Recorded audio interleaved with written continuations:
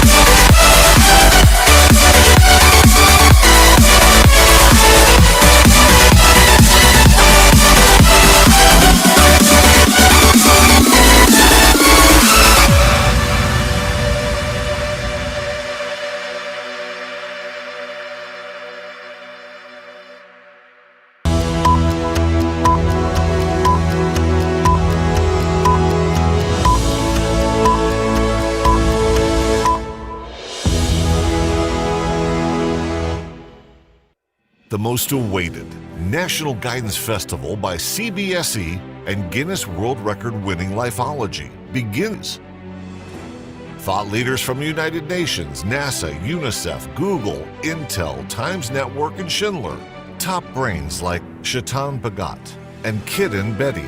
Alumni of Ivy League universities like Harvard, Stanford, London School of Economics come together to mentor and guide Indian students. This mega festival is going to be the largest guidance event in the world, with 27,000 schools and an estimated participation from 1 million students and parents.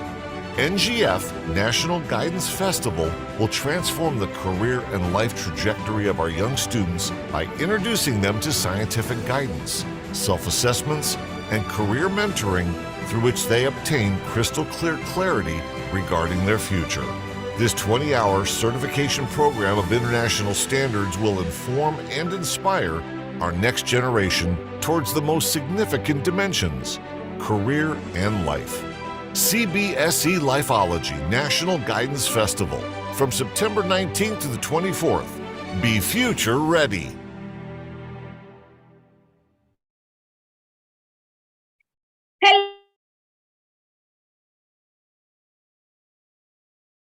Foundation, and it gives me so much pride and pleasure and happiness to welcome each and every one of you to day 5 of CBSE Lifeology National Guidance Festival day 5.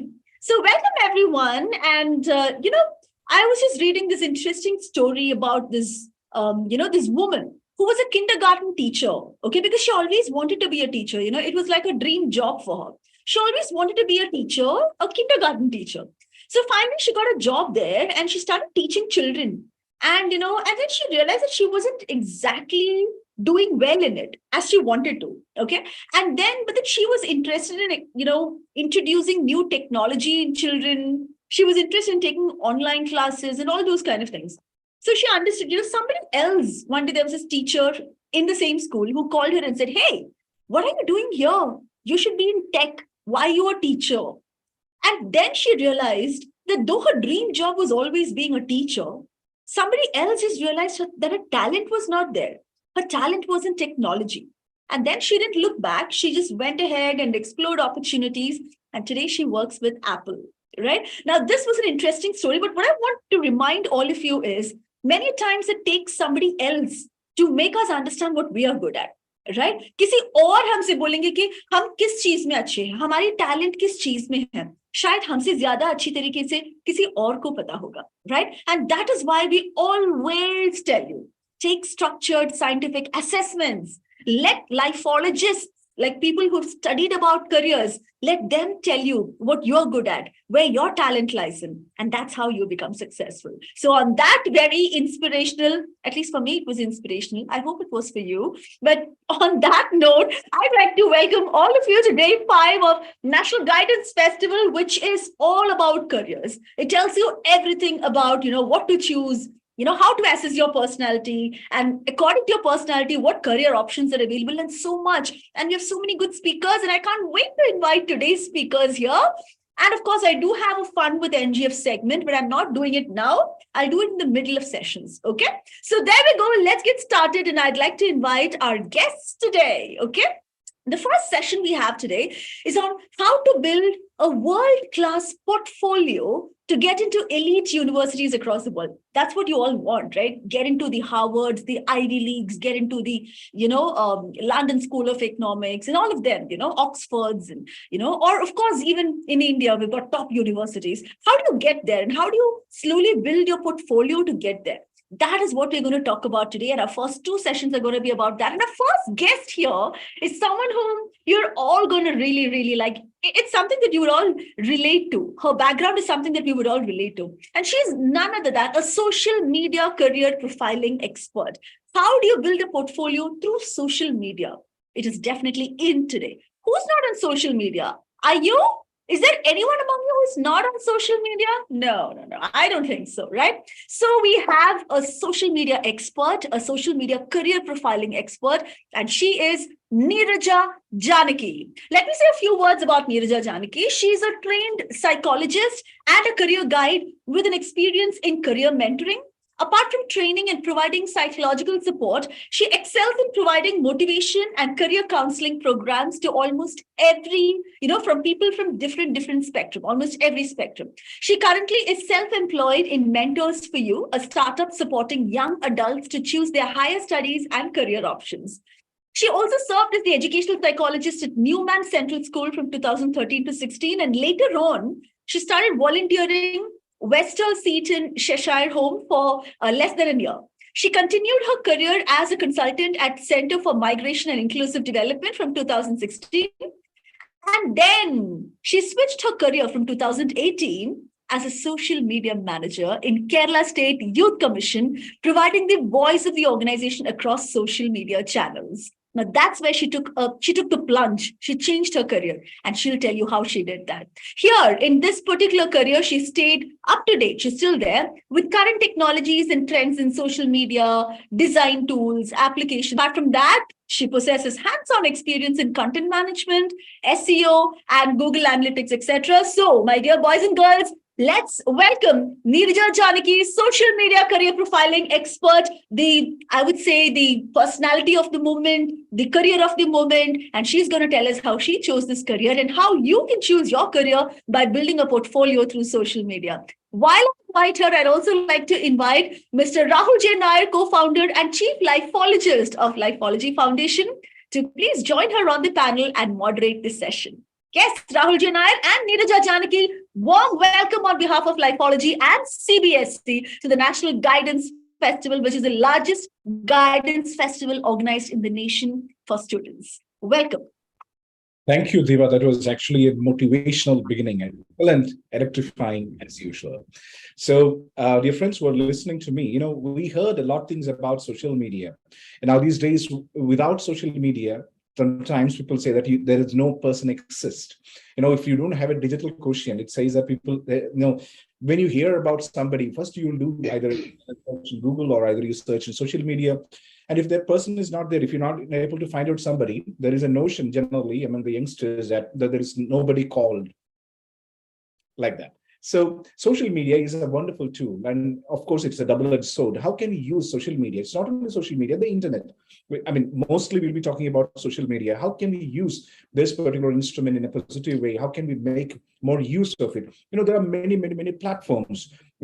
Informally, we may do certain interactions in Facebook or in Instagram or such kind of platforms. And formally, there is a platform called LinkedIn. Okay, I don't want to enter into that area. I'm leaving it to Neeraja Janaki. Neeraja, thank you very much for joining us. And we would like to hear something very critical and very, very useful for these children. How can they use social media in an effective way? Over to you. Thank you, Rahul, and thank you, Deepa, for the kind introduction. Hello, everyone. Am I audible? Yes, Neeraja, you're audible. Okay, I think thank you. The volume yeah, slightly more. Yeah. Awesome. Thank you. Is it okay now? Am I clear? Yeah. Okay, thank you. Hello, everyone. I hope that you're all doing well. I'm actually really excited to be a part of the National Guidance Festival, and especially to interact with such a vibrant young crowd from different parts of our country. And thank you for the opportunity. So in this session, I'll try to explain about the use of social media tools, such as LinkedIn, to create professional networks and enhance your potential. Also, we'll discuss on how your presence on social media platforms may help or sometimes hinder your career in the future. So we'll see how professional networking platforms help us in career development now. Sorry. I'd like to speak about employability. Employability is actually our chances of getting a job or developing a successful career. It is generally linked with two major factors. What you know and whom you know. Okay, so what you know is all about your knowledge, that is your skills, your work experience, languages that you speak, educational qualifications, etc. So the other one is persons, experts, or professionals. You're connected. Yeah. So they can help you with building a successful career, guide you, and endorse you if needed. So these people, maybe from your family, those who have studied in your university, people from your hometown, etc. Here we should consider the fact that whom you know is actually more important than more, possibly influence your career than what do you know. If you're a person with with such an organic connection, you have an added advantage in your career that these people get easy access to information, obviously have more chances than others. Also, these guides, these mentors can make your ways easier compared to other people without any organic connection. So what about others? So other people have to make connections deliberately and widen their existing network. So networking is really significant. It's a major contributing factor in your career. Okay, and the best method is using a professional networking platform like LinkedIn. Okay. Actually, some people might be thinking making connections and using it for getting a job, isn't it nepotism like that? The fact is, you can always help people. Even big companies and organizations, they prefer to take potential candidates through employee reference and they promote it. Okay, so it'll be unethical only when someone endorses a person who's not qualified, but solely because of each other. Okay, so it is completely fine these days, and now I'd like to explain a bit about LinkedIn. What is LinkedIn and what is a professional networking platform? Maybe already many of you might be knowing about LinkedIn. Maybe some of you have an account in LinkedIn. It's just another social media networking platform, just like Twitter or Facebook. But here we are creating business or professional connections. We're not dealing with personal or informal ones And now I'm talking about LinkedIn just because it is very popular. There are other platforms as well. Okay, so here what can we do?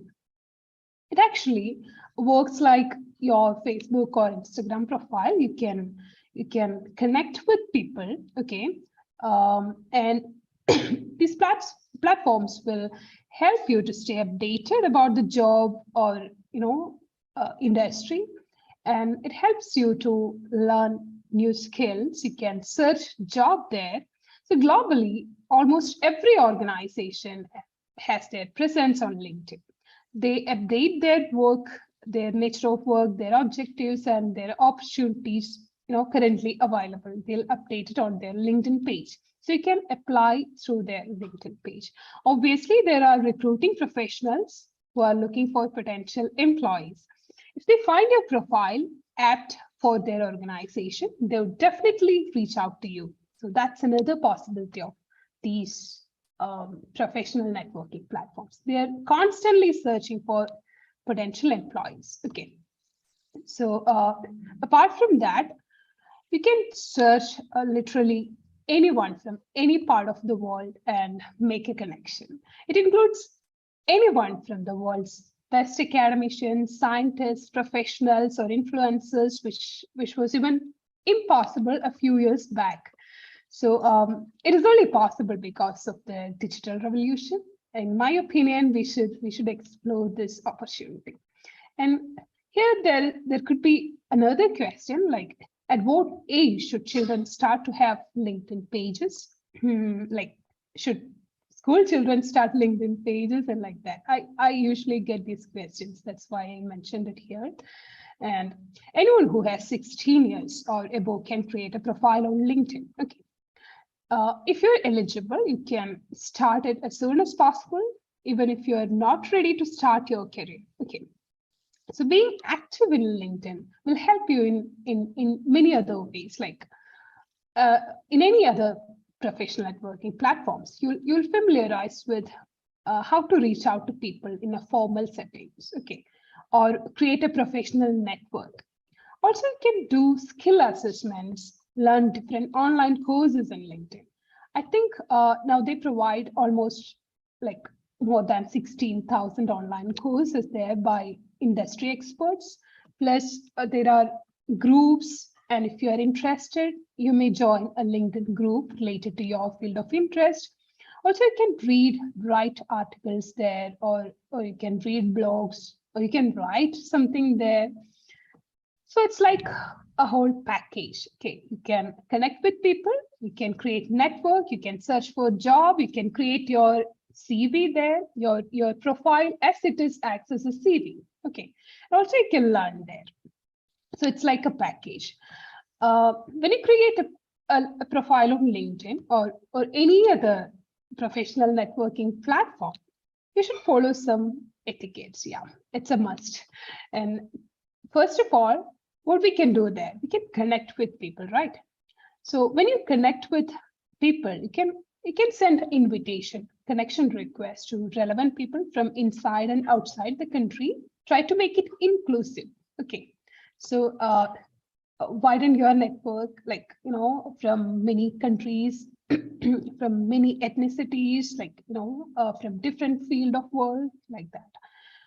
But you have to be polite, and when you communicate there, it should be in a formal manner. Be careful about your language. Do not use foul language. Make it neat and professional. Okay, because it's a professional forum. Okay, people expect you to behave in a formal way. So you can share your CV or your resume with people or hiring managers, but be careful. Do not share or forward irrelevant contents to people with, you know, it could be considered as spam if you share, you know, instant messages like you do in other social media platforms. Plus, do not share your your personal problems with a professional or current circumstances and ask for a job. People definitely won't consider such candidates. Okay, so be careful about that. And you can send messages and ask for queries, but do not send multiple messages to force someone to answer your queries. No, people don't owe you anything. Like, put a general reminder if needed. Okay, that's enough. And you are supposed to provide an email ID, which is actually linked to your profile. So I would suggest to keep the username of that email ID to be formal. You know, sometimes I get emails from email IDs like, you know, superman@gmail.com. It is okay to have such an ID. I won't judge them at all, but if you're dealing with a recruiter, or if it is your potential employer, they may consider it as really unprofessional. Okay, so you should be aware of that. And finally, it's about your profile. You should, when you create a profile on LinkedIn, you can write about yourself. If you are available for a job, just write it there. You have to provide your job title. If you are a student, you can just provide that you are a student, and you can write a personal, you know, your professional story there, like you are interested in these topics and you're studying this, you're such a person with so like, you know, you have all these skills and, you know, these much languages. You can also do skill assessment on LinkedIn, and you can display that in your profile. If you have any publications or research papers, you can mention that in your profile. So your whole profile is a CV. Okay, and when you create a profile, you have to provide an email ID, which I mentioned before, but you should put a display picture, like a DP should be there. Okay, because profiles with a profile picture is more likely to be viewed compared to others. Like, I personally don't accept, you know, requests in LinkedIn from one ID without a DP. And your photo can actually communicate the credibility of your profile. So you should use a professional headshot. Do not use any selfies or group photos or any other images there. Okay. And we can move on to the next topic, which is all about how your activities on social media would affect your career. Okay. And we all know we are living in 21st century. And it is the time of rapid change in the field of artificial intelligence and robotics and technologies generally. And we have a new world of opportunities and challenges awaiting us. Okay. One of these challenges will be the explosion of social media. From Facebook to Instagram, WhatsApp to LinkedIn, we're all hooked to one or more social media platforms, okay, which have become our primary mode of communication, entertainment, and networking, obviously. And we get these facilities for free, right? We're using it for free. However, the back end of these programs systematically analyzes our actions and interactions, creates our profile and delivers contents to us without us noticing, right? So it is actually not free. The key point is that they have our data. So their algorithms know us better than what our closest friends know about us. So think, what if they share this data with your prospective employer? This could happen soon. I think so, yeah. So in the future, our profiles and actions on social media will definitely become a critical element in our career. Okay. Our digital footprints in social media stay forever, and even our smallest mistakes can be magnified. How would it be possible? The social media, on one hand, can help us to build networks. We just saw that, right? Actually, it was impossible about 10 years back. However, social media can also harm our careers even before we enter the job market. So let's see what should be avoided or what are the etiquettes that we must follow on digital platforms. Okay, it is actually applicable for any digital platforms. Okay, even for professional networking platforms.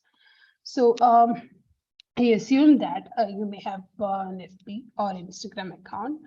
You may have presence in Twitter or YouTube. Actually, sorry, what we are doing there, we actually interact with people. We all share our thoughts and ideas. Many of us showcase our skills, like, dance, we travel, we create blogs and all. And we share our politics, opinion, criticize something and whatnot. We do anything on social media. So definitely your potential employers will search you in the internet and they can find your activities. Okay. Maybe in the future, AI will be dealing with this, which will be even more accurate than a human does that. And it will be impossible to hide your professional self with the well-articulated CV. If you're looking for a job or planning for an international travel, or sometimes you're very serious about your career and you want to build it, you want to develop it. Sometimes you want to go abroad for employment, sometimes for studies, whatever it is. If you're a person who's seriously considering your career, it is risky to share a particular set of contents on social media. Okay. First of all, extreme views on religion and politics, which is a very risky topic. We all have our own views about politics, various parties, and we have our own ideologies, right? So it is completely fine to express your thoughts, but make sure that the language you use is fair and respectful. And criticizing the rulers, that's the second point, which is also more important when when we consider an international scenario. We Indians, actually, we are in a democratic environment. It is not unusual for us to criticize our rulers. We criticize everything, our head of the state, then their politics, and we are not afraid of anything, but be respectful even in criticism. But this won't be the case everywhere, keep in mind. For example, Thailand. It's just an example. So it's actually a punishable offense to criticize the monarch in Thailand. You'll be in jail. Okay. And there are reported cases of people who did this and got arrested, but at the moment they entered the country, when they came back to visit Thailand. And another one was sexist views and homophobia. I don't think that I need to explain what is sexism and homophobia. Okay, but I'll brief it. Like, sexism is just judging people by their sex or gender, and homophobia is a prejudice against homosexuality based on their sexual preferences, or people who are identified as being lesbian, gay, bisexual, or transgender. So globally, these are considered as rude, very rude and acceptable behavior. And we're aware of it, yeah. So you should be very careful that your comments and statements are not upholding a sexist or homophobic idea. So it is really important. Make sure that you don't like any such contents, you don't share it, or you comment in that way. And the next point is racism. Obviously, this is another important thing. Comments and posts that often negatively portray people from different countries and ethnicities are seen on social media. So this is really unacceptable. And another important topic is international politics. So this is one of the most interesting and sensitive content that we should be careful about. There are issues and negotiations between countries around the globe, and we're all having our own opinion regarding these developments, right? But this can be a problem at any point of time if you are looking for a job internationally or currently working in another country. Also, if you have any plan for international travel, beware of it. Some countries will ask you for your social media handles while you apply for visa. For example, the US. And give an example of the country. Which country shall ask your social media handle? US is actually asking for your social media handles when you apply for a visa. Okay.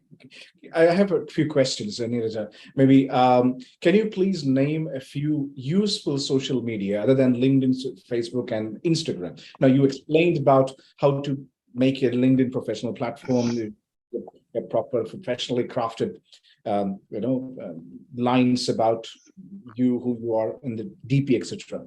Yeah. Other than this, please name a few.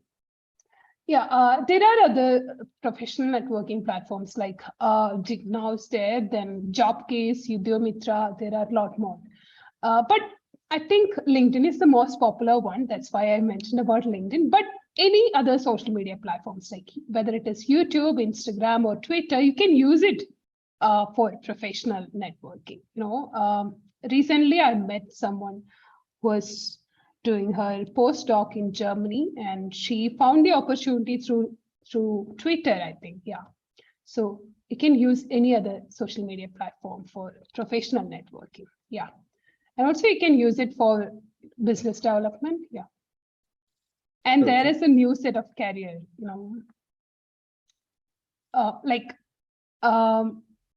there are actually social media is providing a lot of opportunities. You can promote your business that I mentioned before. And there are creative people. Actually, it helps content creators. It's a new set of career, actually. And people provide online services like online courses they are providing. They do online tuition classes. And these are, and obviously there is a completely new career emerged, which is social media managers. Okay, I was working as a social media manager, and there are universities providing such postgraduate courses on social media management. So this is a completely new topic, which was even impossible maybe 10 years before.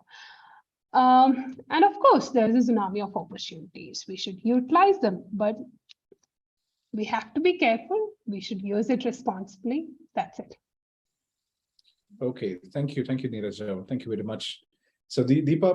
Yeah, Rahul and Neeraja, I was just thinking, what started as a fun thing, like, just to connect around people and, just to stay connected, say hi, make new friends. Now it's become like so serious and so huge that tomorrow our employers might have our entire handle history with them. So yeah. That's good. Yeah. It could be. It is even possible. Yeah. Yeah.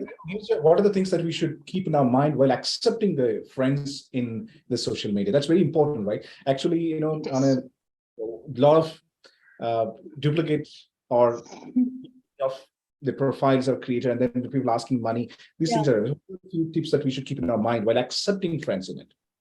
This is actually a really significant factor. There are scams, like, they're asking for money. There are, especially our teenagers, they are like, they're eager to connect with people. Yes. They want to make friends, right? So that's a psychology. And there are people who are creating such groups and accepting people from outside and ask for money. If you pay this much, and we'll give you an opportunity to be in our team, like that.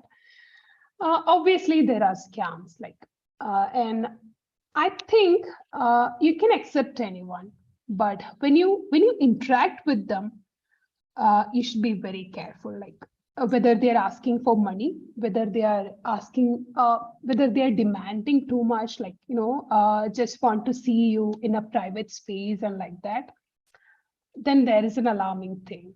And I think it is really complicated. We should cultivate, some sort of mindset in our teenagers.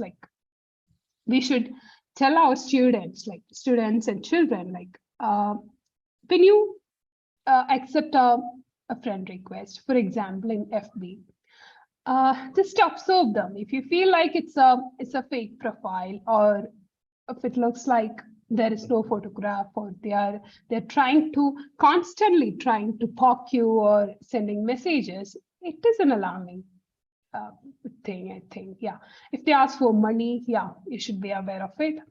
And there are, potential, pedophiles on social media. Yeah. So there is the presence. So they constantly do grooming. They connect with children, they start making friendship, and they gradually start to interact with them. They listen to them and they accept them, and finally they are actually trying to groom them to utilize them in some other way. So parents should be, If those things are definitely children who are watching this program, please make sure that you're updating the behavior of the new stranger with your parents or people who are connected with you, your teachers or the counselors associated with you, because this is a very big problem that is persisting in our society right now. You might have heard about the blue whale game that killed a lot of children in the world. That's actually started with this kind of thing. So please be sure, please make sure that if any move from a person like this, so that is not good for us.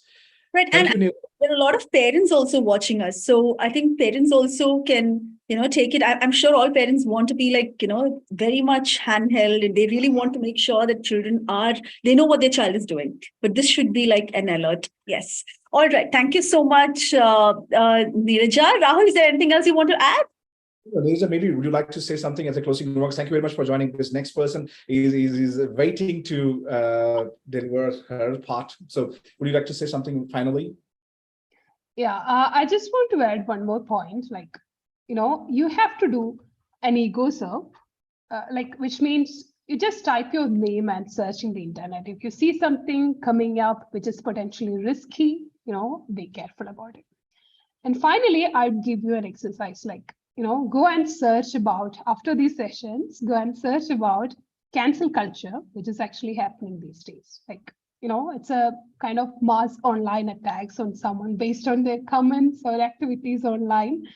So that is a very important thing. And one more thing. I'm sorry, can you just repeat that? I didn't get it. What culture is it? Cancel culture. It's cancel culture. Is it clear? Cancel culture. Okay. Yeah. Yeah. Okay. And got it. Don't think that there is privacy on any digital platforms, including your personal messenger. So behave formally. That's what I wanted to say. But I'm sure that it is kind of a privacy breach. I accept that, but I don't support a view that judging someone based on their social media activity. But yeah, this is the world we are living now. Thank you, Neeraja, for addressing this part. Actually, the topic was to discuss about the possibilities of using social media for for enlarging or to finding new careers, or to know more about careers and keeping the profile in a very professional way. But also we have covered about the safety aspects as well a little bit. Thank you, Dinita. Thank you very much for joining us. Deepa, we move on to the next session. On behalf of CBSE and Lifeology, thank you for joining us and wish you all the best in future. Thank you. Thank you, Deepa, and thank you, Rahul. Thank you all. Bye-bye. All right. Okay, Rahul, go ahead. Okay, now this is going to be another fantastic, exciting session. Joining us, another person who is who's having a great history, great profile to boast, and this will be an exciting session, I am sure. Svetlana Ektarafi joining us from Dubai. So I'd like to introduce Lana. That's her short name, which she would like to call herself as Lana.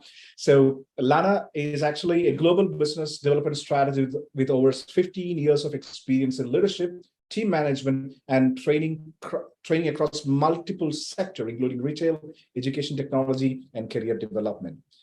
An experienced and accredited coach, well-versed in using various developmental and psychometric instruments. Over the past decade, Svetlana has dedicated her spare time to facilitating youth all around the world in advancing their skills and translating them into meaningful action. Svetlana is originally from Georgia, then moved to US, then came to Dubai. So she traveled a lot of countries with long years of experience and maturity. Lana, Privet, Namaskaram, good evening. Please enlighten us. Thank you. Thank you for having me here, greeting me in my mother language. Privet to you as well. I'm so happy to be with all of you today. This is really such a grand and amazing event. I've never actually been a part of an event that's so well participated and so big. So I would really, yes. People who are watching this, she is an alumnus of the Harvard University. So Lifeology and CBSE is presenting best brains from different parts of the world. So Lana is from Harvard University. So sorry, I missed that word. That's why I thought of adding that one. Yes, Lana, please. Thank you, Rahul. Your introduction was already very comprehensive. Thank you for that. I appreciate it. But yes, back to congratulating first and foremost all of you for being here. I'm so impressed that so many youth at your age, I can see the chat box. I was actually watching earlier from YouTube link, like all of you. I watched all the sessions, and a lot of the comments that are coming in are like, I'm grade 9, I'm grade 10, I'm grade 8, even some of you. So great job for taking this important step to attend an event that has a potential to guide you better, change your future. And thank you so much to CBSE and Lifeology, of course, for making this possible for all of us to attend and, you know, get to know each other, network together, and really gain a lot of valuable insights into your future career development and the rest of your life. So good job for all of you who are here, and thank you for having me. I would also like to say that I really enjoyed the previous session on social media and how to present yourself in social media. I wanted to add something to that actually before I begin my part. I've hired and fired very many people in my lifetime, you know, over the last, 25-year career that I've had. And I wanted to second the part where, although it's maybe not officially the case, but when I look at the candidate, if I don't like your LinkedIn profile, if I don't like your picture even, I'm not even going to interview you.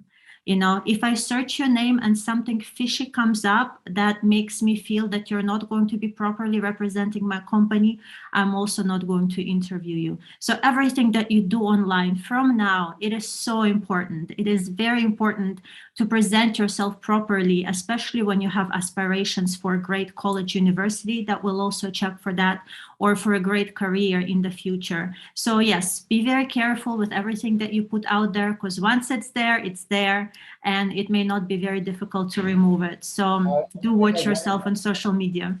And I have one mantra when it comes to the social media. One of my friend who's also an expert in this particular field said that how should be your social media profile? Formally informal and informally formal. That's the best approach we can use it. Yes, probably. Yes, that's a very good way to describe. Thank you, Lana. Please continue. Yes, so if you would allow me to share my screen, I will actually put up a little presentation on the screen that we can all follow together, because some of the parts, due to short time, we will probably be skipping through, but you can read as you go along with me. So I will share my screen. Okay.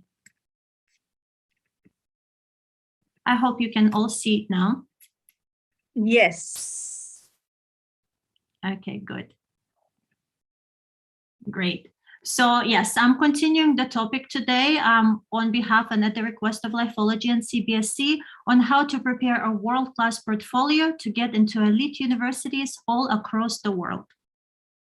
So before we actually go into admissions and what you need to prepare and how to set up your portfolio, I wanted to really stress how important it is for all of you to actually do your research ahead of time and understand the different admission criteria all around the world, and to make sure that you're not only applying to top 100 universities, to top 10 universities, or the best schools that you can find, but you're actually positioning yourself in a country, in the city, in the alumni network that actually fits with you, fits with your personality, with your possibilities, with your goals, and actually will provide a very holistic educational experience to you. Every country has their own criteria for admissions. Every university, when you are looking at high level or Ivy Leagues, have their own criteria. So before you prepare your portfolio, you first need to decide where it is that you fit in to give yourself best chances of getting into that, and specifically tailor make your portfolio to fit those needs, those requirements of the university or the country where you're applying. For example, in UK, they look more at grades, at your academic records. They do better in areas such as arts, business, or law and medicine. And in the USA, as another example, they look more at a holistic profile of how many extracurricular activities you do, how much you display your leadership capabilities. So every different country and different university has very, very different set of requirements that you need to fulfill. So you need to really worry about, for example, in Europe, about languages. You also have to look at how long it's going to take you to complete certain degrees based on the country. For example, some degrees may take 3 years to complete in Europe on an undergraduate level, but in the States, they're not an undergraduate level degree, they're a graduate level degree, so it may take up to 6 years. So really sitting down and figuring out what it is that you want to do, how much time you want to give to it, how much money you can afford to set aside for it. Before applying would be a really, really great step to prepare yourself for success before you even begin your application process. So I wrote some notes about different countries here that I will not go through in detail, but again, stressing the point of do your research, know where you have best chances, and apply yourself there. What I wanted to give more time to today is just giving you very basic tips on how to getting into that university of your dreams. So these 5 tips are: 1, obviously, a very obvious one, demonstrate academic rigor and a keen desire to learn. Basically, your grades, your test scores, your academic performance. Number 2 is you have to show your involvement in extracurricular activities, competitions and such. We will get into it into more detail. 3, you have to prepare an amazing statement of purpose and have letter of recommendations. We will get into that as well. 4, you need to demonstrate really, really outstanding leadership qualities. And 5, you have to show your involvement in research, in internships, and attachments to certain areas, passions, to certain areas of interest to you. So the first one here about your academic rigor, I actually want to give the least time to, because I think you all know you have to have good grades.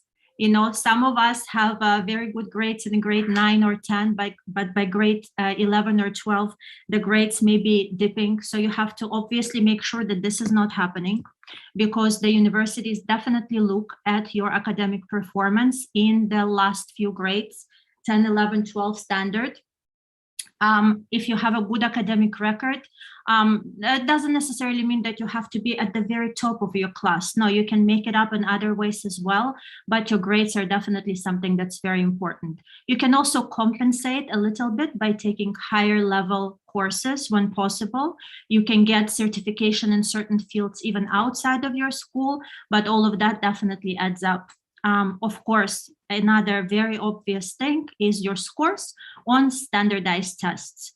Whatever you need for admissions to the university that you selected, your SATs, your IELTS, your TOEFL, your basic skill set really needs to be very, very high in order to get into these universities because their standards are very high. So this part is actually quite obvious and something that every student thinks about and something that every parent pushes for, right? So I will give less time to that and I will spend more time on other 4 points. Your extracurricular activities.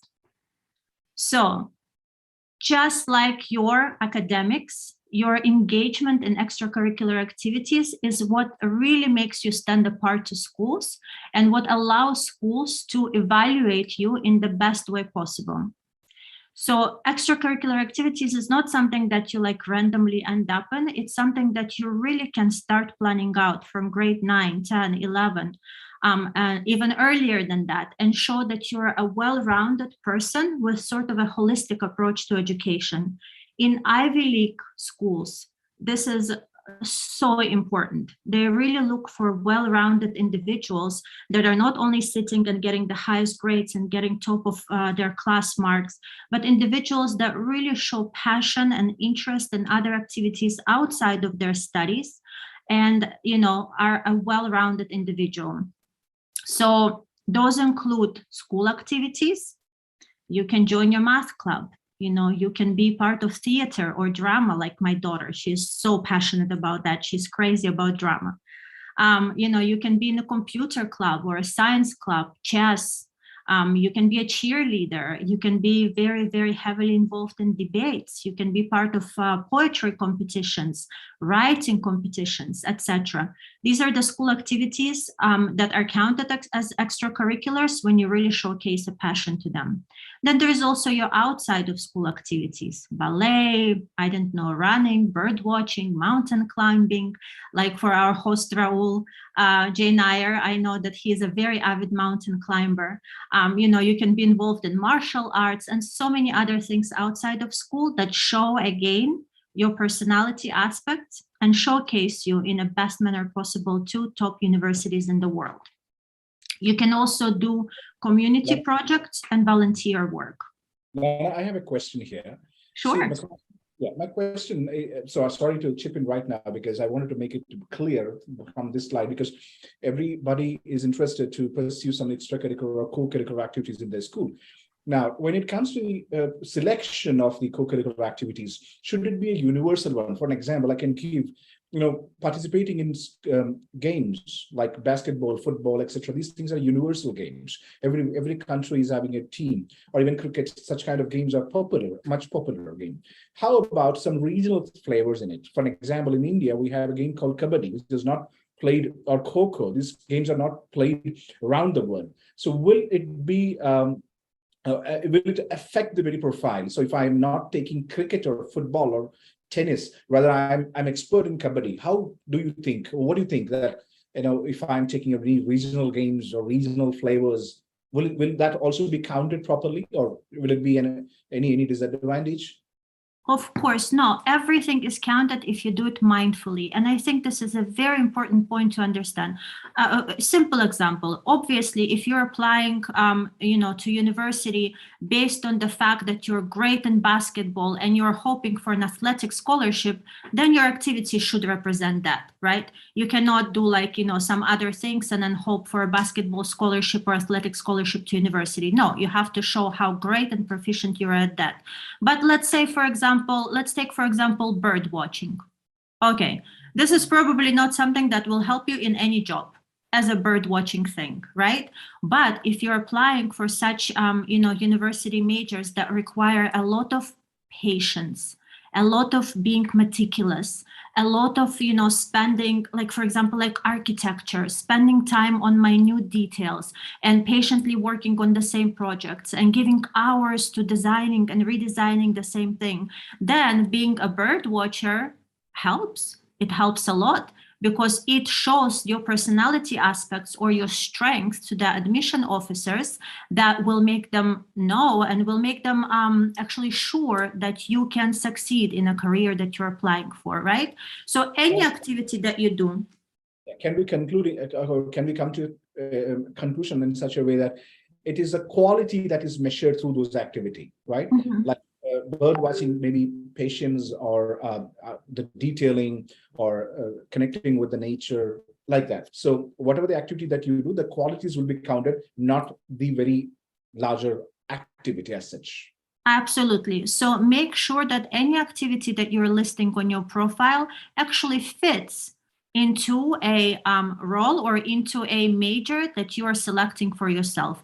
Tie it in together. Another, a pro tip, if you see on my page right now, that I will go through quickly, is that you don't need to list like 50 million things that you do. Not at all. You need to select 4 or 5, maybe at most, of the extracurricular activities that you're passionate about and very heavily involved in, and list those mindfully in order to showcase that those activities have actually helped you in deciding what you want your major to be and are going to make you succeed in it. Volunteer work, community projects, very important, especially in the US. Volunteering at shelters, working with animals, or actually organizing a simple community project, such as cleaning up your neighborhood or putting recycling bins. These things matter a lot, and you should definitely include them as part of your portfolio. Okay, I will move on to next page. Your statement of purpose and your letters of recommendation. Again, some of the countries and some of the universities ask you for both. Some of them ask you for one and not the other. Some may not even ask you for those at all. But for most Ivy League universities, this is something that you absolutely must have. Your statement of purpose, or SOP, or sometimes it's called a personal essay, college essay. It's basically a very great introduction of yourself, your academic background, your career goals, where you see yourself in the next 5 years, and more specifically, why are you choosing to apply to this specific university, and why do you think you want to become this specific profession or this specific major? Why do you want to earn this specific diploma? It is very important to keep your statement of purpose very concise, very clear, use good language, have a lot of engagement when it comes to showcasing your skills, your passion, your personality traits, and again, why you're choosing to be in this particular school. It cannot be one that you send to all of the universities. No, again, you really have to tailor make it to make the university feel that you're writing it specifically to them. And you're choosing that university with a lot of passion and a lot of purpose. Your letter of recommendation is also something that most of the elite university your application to them is incomplete without one. The letter of recommendation has to have a professional and a personal opinion about your character, your academic performance, your communication skills, leadership skills, motivation, and other qualities, of course. It is best to get it from the faculty members of your previous educational institutions, or from any kind of internship that you have done, or any kind of community service that you completed in an organized manner, and they really, really help. Next thing, I know we're running out of time, your leadership qualities. More and more universities nowadays are looking to raise leaders. This is like the word of the century, right? Everybody has to have leadership capacities. Everybody needs to be a future leader. I'm sure all of you are future leaders of the country, of the city, of the world, wherever you are. So although this leadership capacities and showcasing them is not something that will make it or break it for your application to a university, but it does give you a very strong edge if you showcase properly that you are a great leader or somebody with great leader capacities. You need to If you are not sure of how to find these roles and how to showcase your leadership styles, you first need to research about what it is to be a leader. What different leadership styles are there? Which one fits more closely to your interpersonal relationships and your personality style, and how you can actually find for yourself opportunities to showcase that you're a leader. If your school doesn't offer, for some reason, any kind of leadership opportunities, you can actually go outside of your school and create them for yourself. Very simple examples I will give you. You can be, a president of your class, president of any kind of extracurricular club. You can organize an event. If you, again, love basketball so much, you can go and start teaching basketball to little kids on your street. And that counts as you showing that you have leader potential. So don't think that somebody is going to give you this opportunity to show that you're a leader. You have to create this opportunity for yourself. And the last thing is internship. That's a very tricky one because, again, internship opportunities are not something that's like readily available for whoever wants it. It's not like you can call up a company and be like, hey, I'm graduating. How can I, be an intern? This is something that you yourself have to have a lot of motivation and work for getting. Leadership, internship opportunities are not always structured. They're not always very easy to get, but it is a really, really good chance to demonstrate your work ethic and basically make yourself stand out even more. How do you get one? Talk to a career counselor where possible, because some of them have very great tips on how to get internships. You can also do internet search from very proper sources, and maybe you can come across an internship opportunity in your city. Most importantly, networking, using your social media networking skills, and also approaching your parents, your relatives, your friends, your acquaintances to see who can help get you into an internship. So you have to basically turn your resume into this persuasive cover letter, and you can even send it to big organizations that you want to intern for. You can be prepared for rejection, but sometimes you may really impress somebody with your passion for something, and they'll get you in anyways. A pro tip here, if you do an internship, first ask for an exit interview when you complete it.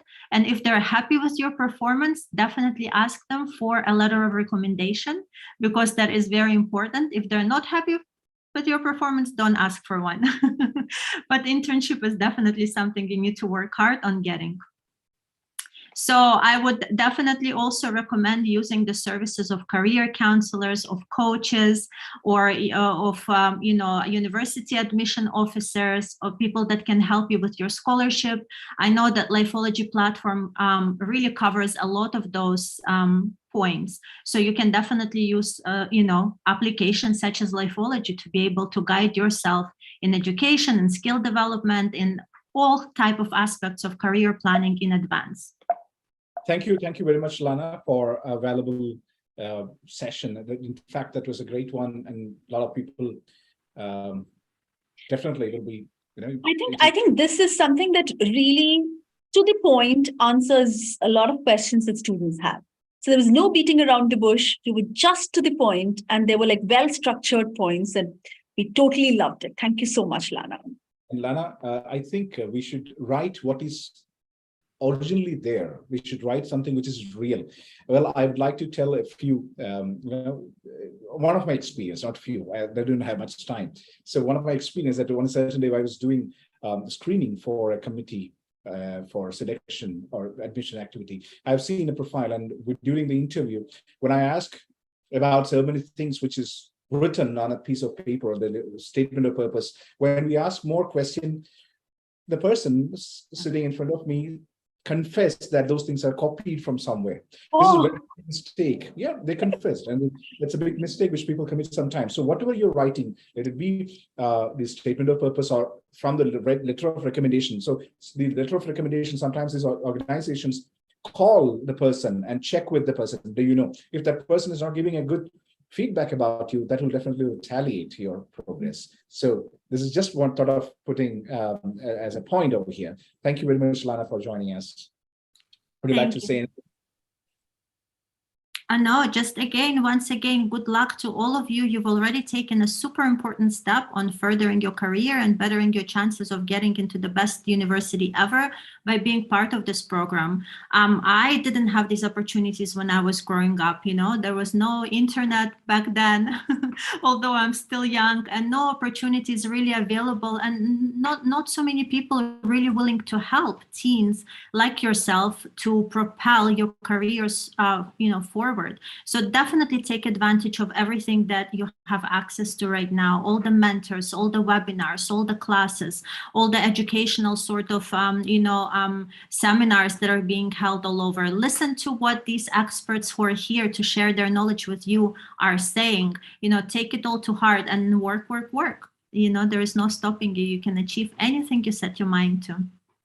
Great message, Lana. Thank you very much for joining us this evening. In fact, it was a great session, to the point, like Deepa said. Deepa, right? Yes, absolutely. Thank you so much, Lana. And of course, we had a lot of questions coming in from the viewers. We'll try to take, from Lifeology, we'll try to take the questions towards the end of the session, but I don't want to take any more of your time. Thank you so much, Lana. All right, so let's move on, okay? So let's move on to the next session. Now, we spoke about what it takes for you to build a good portfolio, to get into the top universities, which is everyone's dream, right? But of course, everything comes with a price, and price as in price in the sense it really involves a lot of cost. It involves a lot of, finances. It involves a lot of, it's not easy. Let's just face it. It's not easy for many of us. It's not easy for most of us, in fact. So, it's very important and very good that a lot of universities providing really good scholarships for the deserving students. How do you get there? How do you come into that league where you can get into those scholarships, and how to plan early to win those top scholarships? That's what we're going to take you through today right now. And to talk about that, we have with us Ms. Vandana Mahajan. Well, let me just say a few words about her. She's got 13 years of experience in international student recruitment, strategy development, and student counseling. She's been involved in providing strategic guidance to leading universities across the globe on how to recruit in India and Middle East. She has effectively organized education fairs, seminars, student-parent interviews, counselor information sessions, and other special events for crowds as small as 100 to 5,000 people, right? So she was awarded the Entrepreneur of the Year Award in 2001 for strategy development, delivery of projects on time, and excellent customer service. Initially, she had worked as an entrepreneur in one of the leading economies of the world, and for 7 years from within the topmost university in Canada. Yes, we have with us Ms. Vandana Mahajan to talk to us about how to plan early to win top scholarships. And I'm sure this is a section that we're going to have a lot of questions on, because scholarship is what everyone wants. So Vandana ma'am, over to you. And of course, to moderate the session, Rahulji and I kindly stay on. Thank you, Deepa. And Vandana, welcome to this program. There is a notion among the children that scholarships are only for the high achievers or top academically, brilliant people. I think we can thrash those thoughts today. And for the people who are watching, I would like to tell you, there are numerous scholarships in this world, not one or two or three. We are only hearing the popular one, which we are hearing from the advertisements, but numerous scholarships around the world. Even some of the scholarships are untapped or unknown for us. So we will be definitely getting some idea about how to win scholarships. That's very, very important. Vandana, over to you. Thanks a lot, Rahul and Deepa, for inviting me. And thanks a lot, Deepa, for an amazing introduction and kind introduction.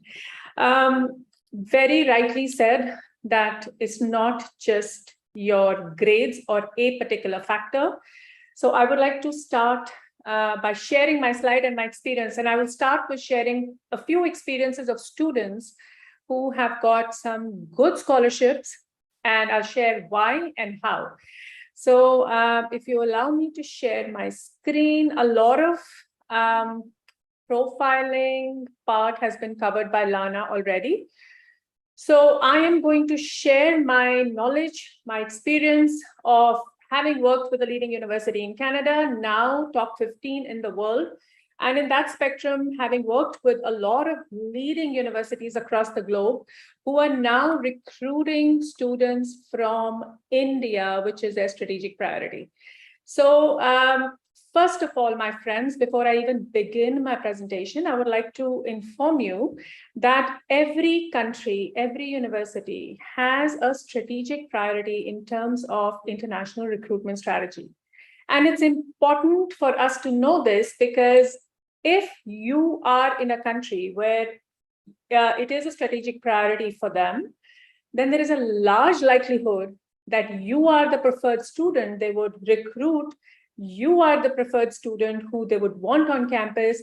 And if you are a good student, then your chances of getting admission and scholarship is very high. As Lana has mentioned, that there are few factors which you need to get into leading universities across the globe. I will share my experience of one of my students, for example, who got an amazing scholarship. So this is a student who was based in Abu Dhabi. He was a top performer in school, of course. But besides that, since grade 8, he actually engaged in a lot of meaningful activities, including creating projects, doing initiative, creating innovative partnerships in his home country. His home country is Tunisia. The reason I tell you this is because he was a law aspirant. We applied to Canada and to United States. We targeted all the top leagues in Canada and US because he was good academically, he had a great profile, and most importantly, he was from Tunisia. Tunisia is a country which is in minority, and universities always want to increase their cultural diversity. So when they started reviewing his application, he got $200,000 scholarship from University of British Columbia, which is a leading university in Canada and top 100 in the world. And he got admission at Columbia University and Yale University with marginal scholarship. Marginal because these are top leagues, and getting scholarships in these universities is not a common practice. But he was admitted in a very good program with scholarship. And the key here was, of course, his academic grades, his strong profile, and the country he belongs to, because universities are always wanting to recruit students as per their international recruitment strategy. So if you're in India, you're in a very good space. Everybody across the globe wants good students from India because they know you're hardworking, you are high achievers, and you are going to add to their class diversity. So moving on, I'm going to be talking a little bit about, of course, how can we get these scholarships? So most important factor here is planning. Planning your profile is key to admissions with scholarships.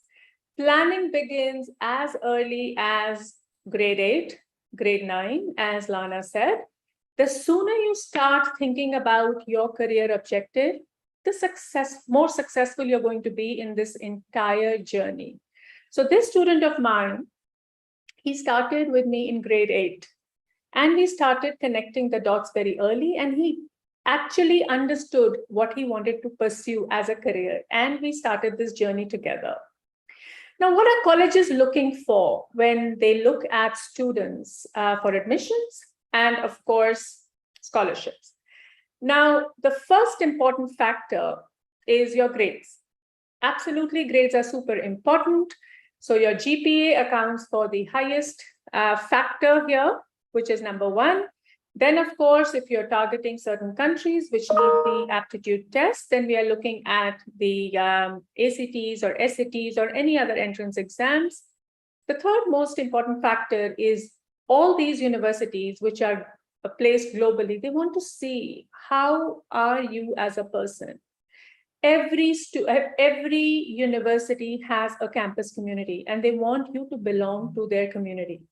So while you are finding the right fit for yourself, the universities are finding the right fit as well. So they're looking for people who are sociable, who are leaders, and this is just displayed in your personal statements.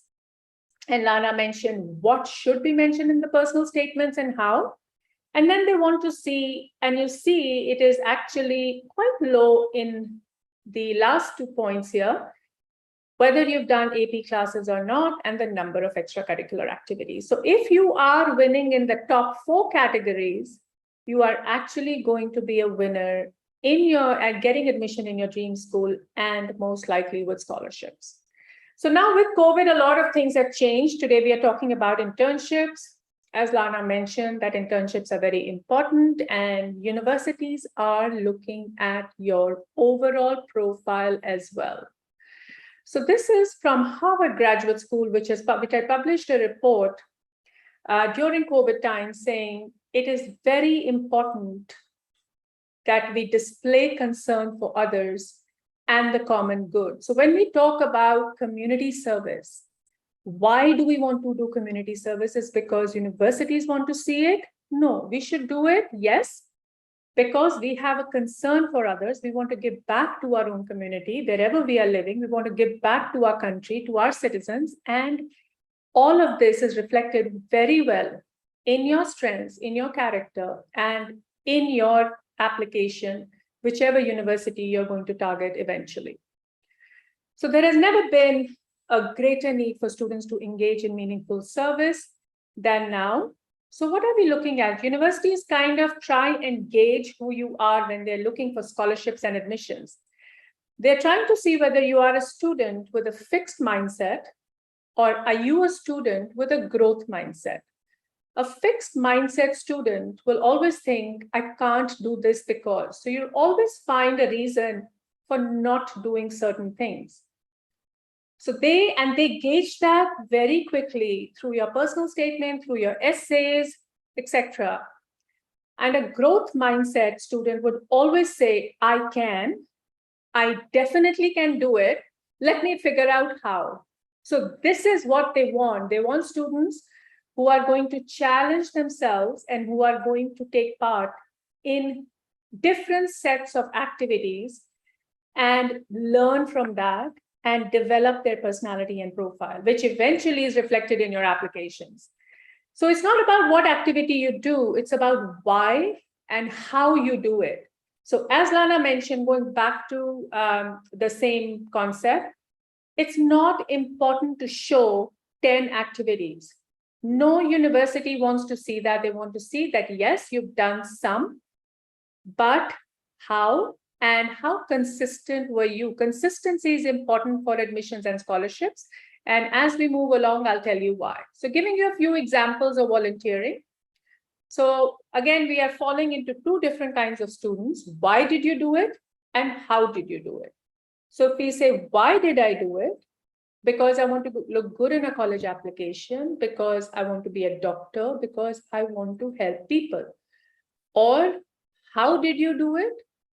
They want to see in what capacity did you serve, whether you worked in research with patients, how was your interaction, and what was your response? What was the learning outcomes? Learning outcomes are super important for universities because that's what helps them understand your profile when they're reviewing your application for admissions and scholarships. So here we are, we want to see what are we going to showcase. 4 important activities to showcase in your application is your time management skills, your leadership roles, your reading and general knowledge or general awareness, and how did you manage your grades with the activities.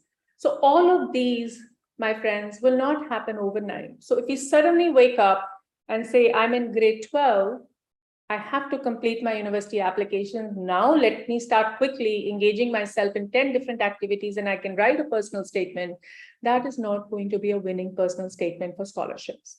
So that is why we start early, we plan our schedule early, and eventually we reach these 4 pointers, which we can highlight in our application and make our application stronger than the other pool of applicants. So how do we ikigai our extracurricular activities? You have to simply ask yourself 3 questions when you're thinking of what do I do to build that strong profile? Ask yourself, what would I like to do? What am I good at? And how can I use this to help others? So once you understand in your high school years that each activity I will engage in my time is very important. Students, you're very busy. You're busier than all of us here. So we really need to use our time wisely. So choose what you really are passionate about. Choose what you really want to explore and learn. And each activity you engage in, you're actually learning a lot from that. And those learning outcomes are reflected in your personal statements, in your essays, and that is how the university officers are gauging your interest, your aptitude, and your personality. So what is a perfect extracurricular winning combination to get those scholarships?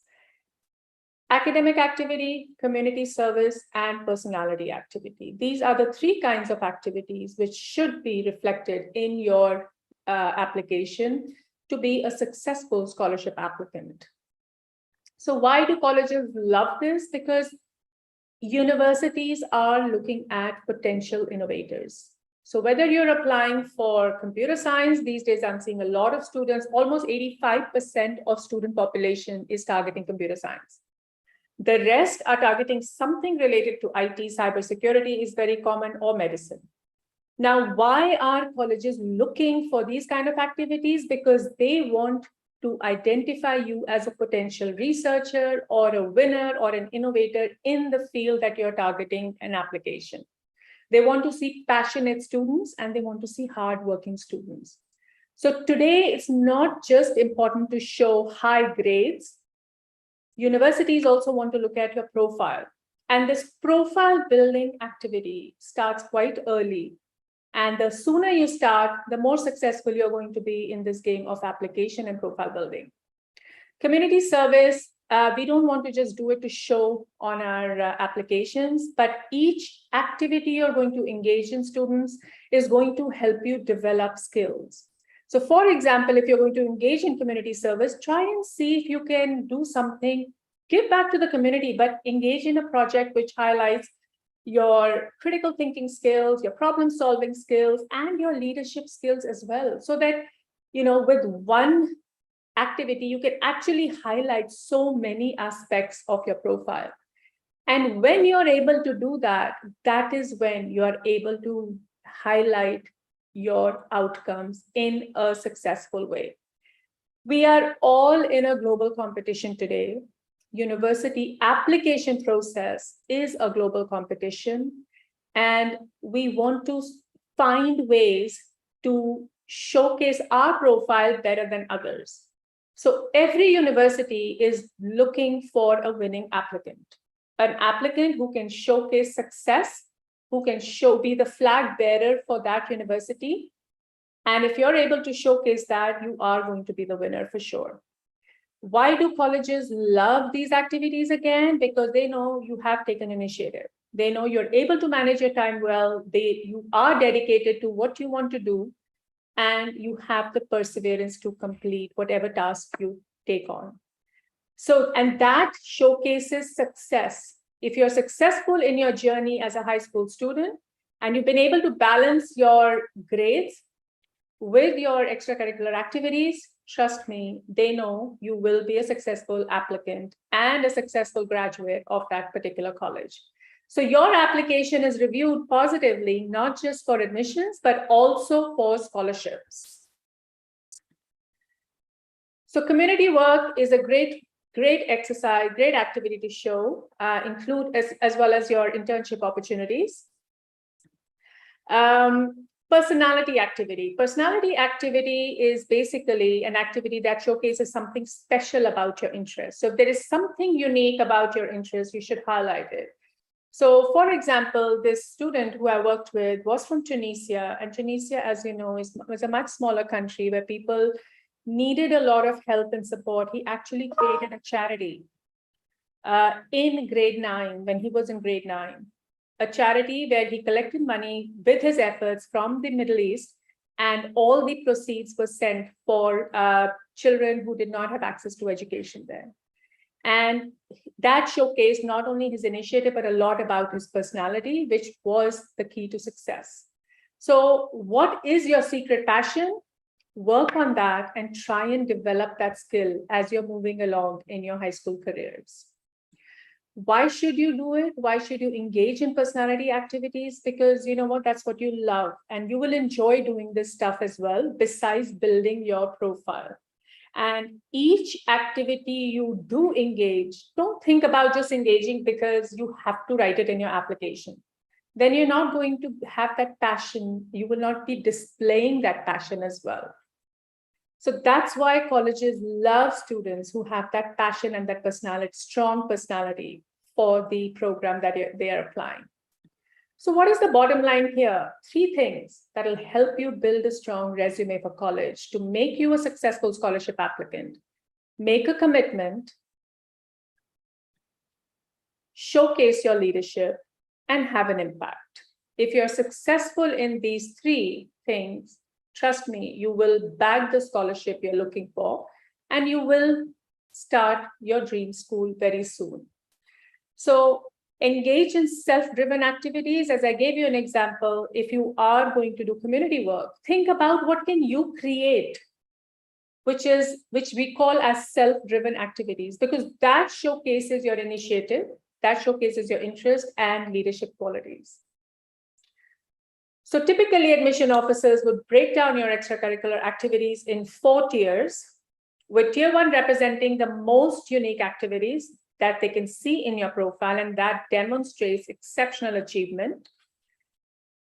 It is sometimes difficult to rank self-driven activities, but if you're able to showcase it successfully, they can understand and they will rank it in tier 1, 2, 3, and 4.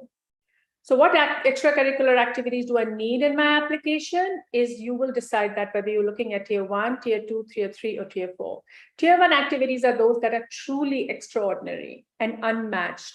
Like I said, this one student of mine who created that charity and contributed to actually educating students at a very young age. Yeah. Tier 2 activities include activities that you have really excelled in or achieved higher levels of leadership.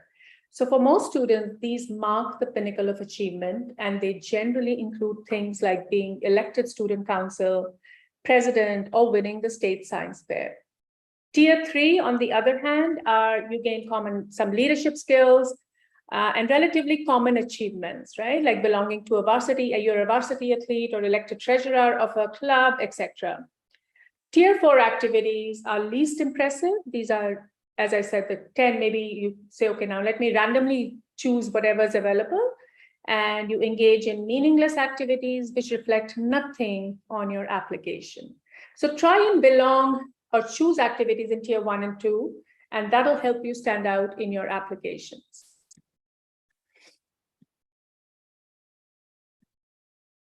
So some of the extracurricular activities, I'll just browse through very quickly, but students have taken part in. And this was mainly, what a lot of our students did during COVID. And in some countries where COVID lingered for a long time, they actually engaged in activities, volunteering from home. So you can get some ideas from these, what you can do as a student as well. Now, moving on, every country, my friends, has scholarship opportunities for students.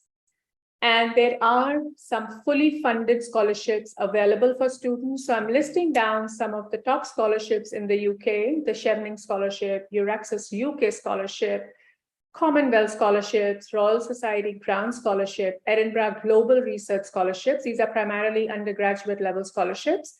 And some of them are for high achieving students.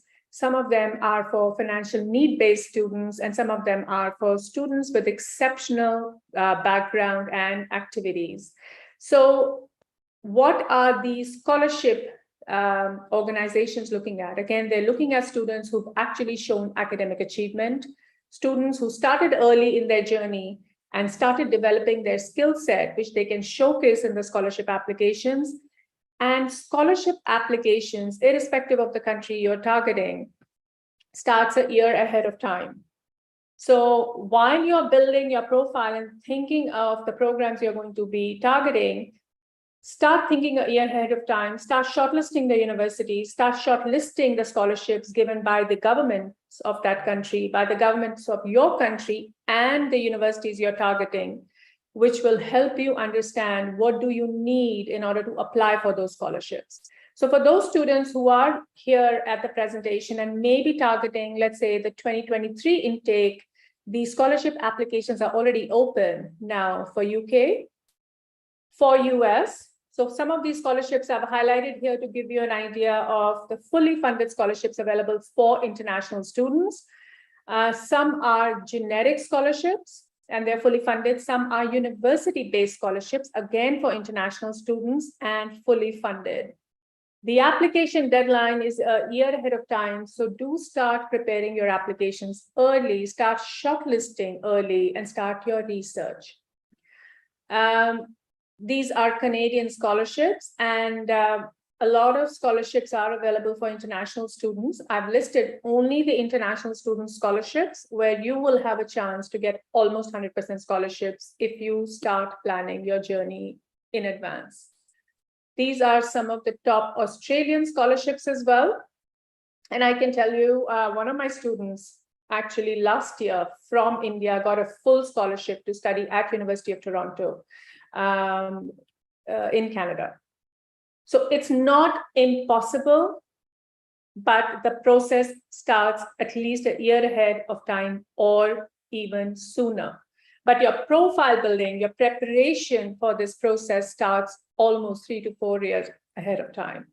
So don't think scholarships are something which are unachievable. They're absolutely achievable if you plan well and you plan on time. So do what you love. Don't do an activity to make it a burden for yourself, because each activity is you're learning something. You'll find your strength, you'll find your passion and your path. So move ahead in the right direction and keep going.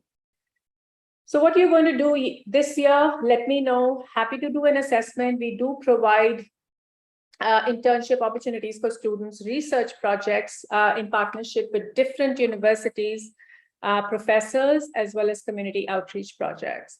So happy to take any questions if you have, or over to you. Thank you so much for your time today. I hope I'm within the timeline assigned to me. Thank you, everybody. Thank you, Vandana. We have few children joining us to ask you some questions. Deepa, these are our youth ambassadors, Lifeology's youth ambassadors, Vandana. Deepa, would you like to call one by one and then ask this question? Definitely. So our students are just joining in, but I'd definitely like to thank you, Vandana ma'am. As you were speaking, I was just taking notes of the important points, because we really want to give them those few snippets towards the end of the session. So I was making note of that. And I feel it was so precise and so concise and so, well to the point, just like how it was today. I think all our sessions today were very relevant and it was to the point, and it probably answered most of the questions that is coming on YouTube as well and on our other live streaming platforms. So thank you so much for that. And yes, like Rahul said, we do have a few students who have actually, asked some really thoughtful questions and some relevant questions for this particular topic. We do pick some of them onto the panel for every session. So today, let me introduce them to you. So let me have our first student. All right. Do we have all the students here? Yes, amazing. Okay. Yes, ma'am. Amazing. Yes. So I'm gonna start with Suryansh Mishra. Suryansh, are you here? Yes, ma'am. Yes, ma'am. I am here. Yeah. Yes, Suryansh, you can turn on your video. Yes, I can see you. Go ahead. Yes, ma'am. Yes, thank you. Yes, thank you, ma'am. First of all, very good evening to everybody present here. And yes, ma'am, my question to you is like, where we can find this information like related to grants, scholarship or fellowships for international students? See, a very good question. In fact, all this information is available on the internet today. Yeah. So there are two kinds of scholarships available. One is a country-specific scholarship given by respective governments. So whichever country you belong to, your country, home country might have some scholarships to help students go abroad and get education if you're a high achieving student. The other kind of scholarships are university-centric scholarships. So there are a lot of universities globally which actually award international students up to 100% scholarships as well. And this scholarship is across the 4 years or 3 years for undergraduate studies, or if it's a master's program, then for 1 or 2 years of the graduate studies as well. So it is a matter of doing research and identifying these resources depending on the country or countries of interest you're targeting. I'll tell you, at University of Toronto, when I was working there, we used to get millions of dollars to give out to international students for scholarships. You know, the sad part was that a lot of this funding remained back with the admissions office because students didn't do enough research on time to apply for these kind of scholarships. And sadly enough, the small percentage that did benefited, the larger population which did not do research, unfortunately, was not able to get the benefit of these free funds available for you to study. So this process of research, if you ask me, should start at least 2 years ahead of time, because the application deadlines for scholarships are 1 year ahead of time. So if you're targeting 2023 admission cycle, your deadline for scholarship will be 2022 by November, December. It's done. So if you have not prepared, in 2021 and research, then it's going to be tough. So planning and time management is super important, but everything is available on the internet and there is a lot of resources available as well. Vandana, Okay, thank you, ma'am. Thank you very much. Can you please say some websites and are there any typical websites that can tell the list of the scholarships? And maybe that's also a supplementary question I can ask along with it.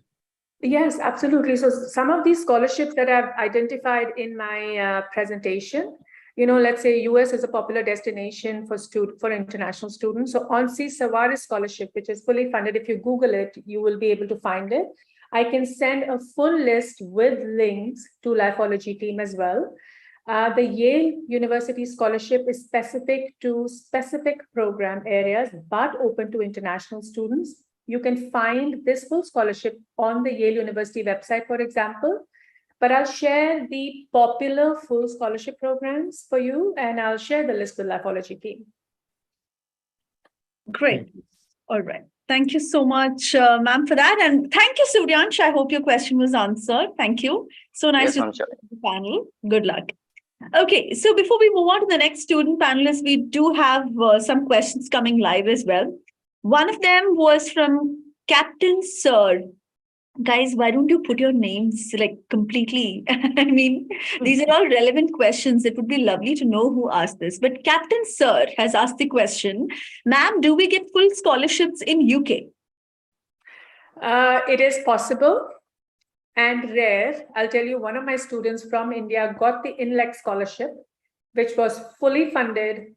You can apply through it through British Council.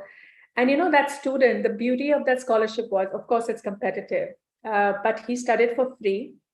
And he studied at LSE actually. And he became part of the INLEX Scholars team. And he and his entire family, after his marriage, he's been married now for 3 years, is invited to UK for free. I have a question, Vandana. Is that a graduate scholarship or undergraduate scholarship? So INLEX is a graduate scholarship. It is a grad scholarship. Yeah. After +2, are there any scholarship for after +2? After +2, there are limited full scholarship programs given by British Council, but university-specific scholarships are there. Okay. Great. Okay, so I hope that answers your question, Captain. So we'll move on to our next student. Our next student is Abdullah Hoodley. Abdullah, are you there? Yeah. Yes, Abdullah, go ahead. You're on the panel. Yeah. Good evening, ma'am. So my question was, how can we get the required financial aid when we plan to study abroad? So there's a certain budget. So how can we get that financial aid when we plan to study abroad? Can you explain the process, please? Yeah, absolutely. So financial aid is mainly need-based, okay? Scholarships are merit-based. So if you're a good student, you could target scholarships. And if you have a need, actual need, you have to demonstrate that financial need to the universities. Almost all universities across the globe have a policy of, if it is a qualified student for the program or programs you're applying, you have the academic and the profile, but there is a genuine financial need which has to be demonstrated and displayed to the universities in terms of documentation. There's a lot of documentation, like, parents' salary, investments, how many siblings there are, what is the, sort of expense of the family, etc.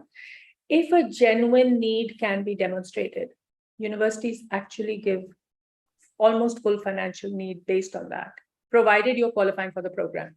I had a student in COVID where the father actually lost his job and had to return back to his home country for a full year, was not able to get a job. And the student was applying to United States of America. We, of course, started on time. She was a brilliant student. Brilliant, I mean, by 85-90% average, was targeting liberal arts courses. And the moment we thought, that this financial situation will change, it didn't. So we corresponded with the universities. We actually compiled all the documents genuinely to show that this is a situation. Trust me, from one of the leading top 50 colleges in the US, she studied fully funded. They waived the tuition fee entirely for all 4 years. So it is she was interviewed very rigorously. There were at least 3 rounds of interview, plus proper sets of documentation had to be presented to prove the need. Right. Yeah, thank you. So totally doable. Yeah. Yeah. Abdullah, I hope that answers your question, right? Nice story. All right. Thank you so much, Abdullah. And we have a few other questions also coming in from the live audience. Can you share some information on scholarships to get into top institutes in India, like IIM, IIT, IISc, IIIT, etc.? So I will take my apologies there. I'm not very well versed with the Indian scholarships, unfortunately. Okay. I've been out of India for a very long time. Right. My niche has been in foreign scholarship programs. So my apologies there. No problem. All right. So that was Sandhya. Let's move on to another question. Ma'am, please tell scholarships for studying fashion. I would like to answer something on that particular question. Yeah. Well, this is on the earlier question, right? The question regarding Indian scholarships. So let me come to the point. Most of the private universities are having some provisions. I don't want to name any particular university. However, in most of the universities, most of the private universities, that is popular private universities in the country, is providing a lot of fee waiver, or 1 year fees will be taken off, or sometimes a portion of the fees will be they will not take that, like that. Some kind of scholarship arrangements are there in most of the universities. So better you go to the university website and search. There are a lot of things are there.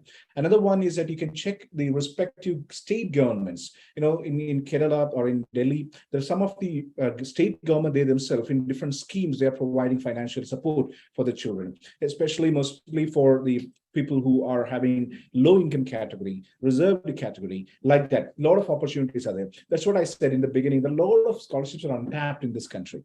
And the better approach is that you need to search continuously on the website, and also you can write to your respective education department. So they are happy to respond to you. There are some case studies which I learned from Tamil Nadu, like a girl was struggling for scholarship, or having a lot of marks out of 605, 85 or something. And then she wrote to the government and said that I would like to pursue this particular course, but it is having X amount, which I don't have. My father is having issues with finances and all. Then the government, they themselves supported her, and having seen that there is a problem genuinely. So in India, there are numerous scholarships. Ideally, you can, first of all, search in the internet repeatedly, and that will definitely add value, and you can find good scholarships in this country. And later in the Lifeology websites also, we are telling about certain scholarships available in future.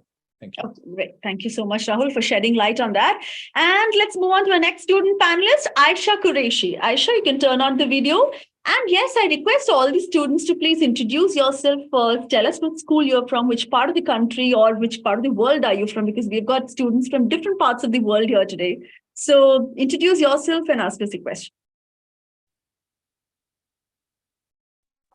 Good evening. I'm Aisha. I'm from Abu Dhabi, and I'm studying at Abu Dhabi Indian School. My question to you, ma'am, is that what are the best universities for higher studies in Canada? What are the scholarship, you can say, criterias and criterias for financial aid in Canada?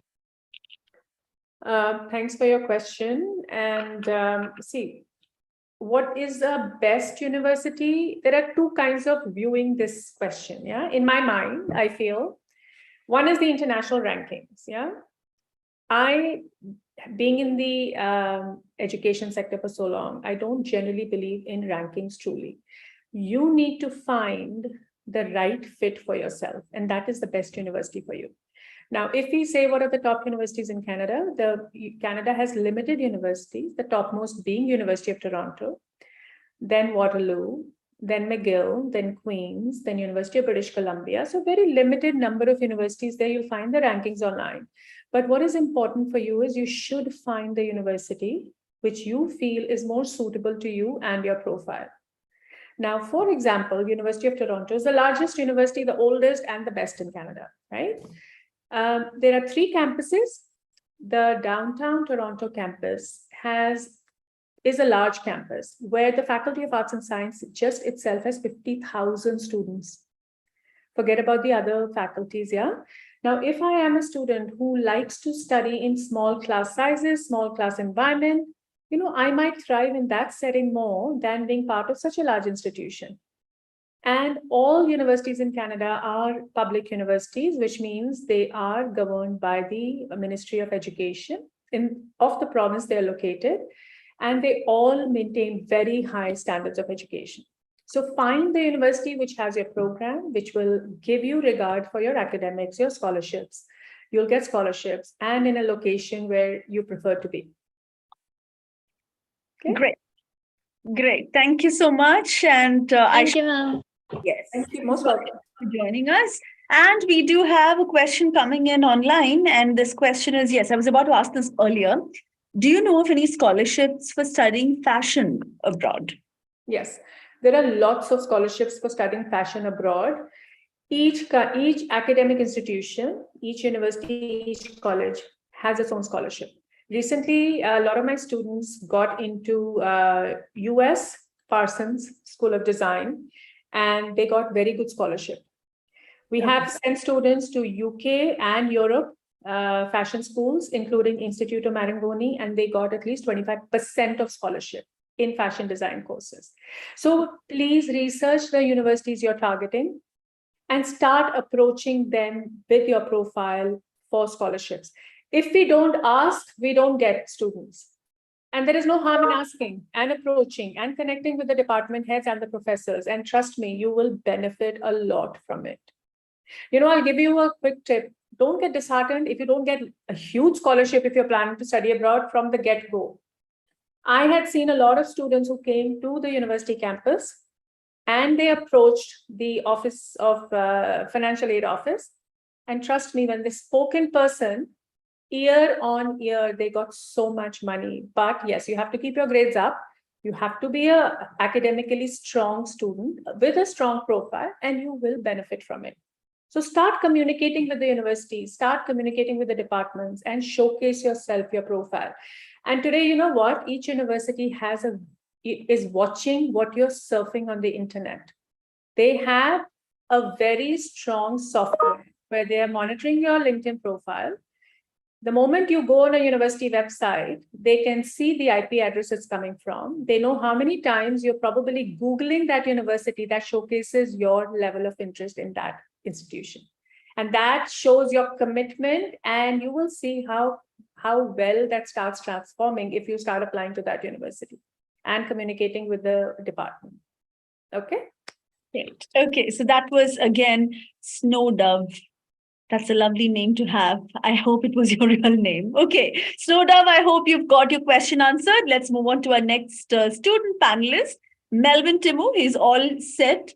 So welcome, Melvin. Please introduce yourself and go ahead. Oh, we can't hear you, Melvin. I can see that you're unmuted, but we still can't hear you. Can you hear me? Yes, perfect. Go ahead. I'm Melvin Timu from Kerala, India. So my question to you, Vandana ma'am, is what are some important things that international students must know before starting college in the US? Personally, aspiring for colleges in US, I feel that this question comes from the bottom of my heart and soul. And also a question attached to it, which are the best colleges providing scholarship packages in US, and how could you possibly approach or apply them for them? Okay, great question. And I like your passion in the question as well. So a few tips for US. Grades are super important. Profile is very, very important as well. So I hope you went through my presentation while I was talking and you understood what kind of profiling is required and important. Yes, then communicating with the universities you are interested in showcases your level of interest and your passion. So your question came with a lot of passion, the same passion you need to display in your university applications and communication. If you're able to apply early, prepare a strong profile, prepare a strong application, you will get success. Now, top universities of the US, or what we call the Ivy League universities, are competitive, tough to get admission, of course, also are not they're not known to give a lot of scholarships. So my advice is, if you're looking for such scholarships and they're absolutely critical and you have the profile, be realistic.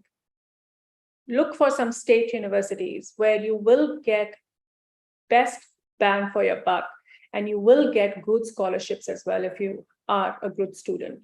So start looking, preparing a shortlist for yourself, start researching. And there are lots of universities across the US has a lot of universities to begin with. There are lots of good schools with a combination of private and public. And you will find a lot of universities do give scholarships. So if you saw my presentation, there were 2 universities I highlighted out of the many which give 100% scholarships. So that's very encouraging, Melvin, right? Okay, thank you. Yes, thank you. I have a question. The question is from online, and it's a very genuine one. I too have some doubt.